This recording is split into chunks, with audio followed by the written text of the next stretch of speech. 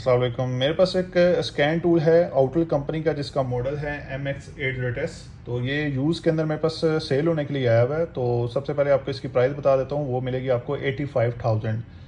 और जो इसके साथ अपडेट है, इस वक्त वैलिड अपडेट है वो है 7 मंथ। मज़ीद 7 महीने तक आप इसको अपडेट कर सकते हैं और इसके बाद भी यूज़ कर सकते हैं। वायर के साथ ये आता है और इसकी कंडीशन जो है वो 10/9 है, साफ़ सुथरी कंडीशन है। और अगर आप इसी मॉडल को ब्रांड न्यू लेने जाते हैं तो मार्केट प्राइस जो है वो 1,40,000 है।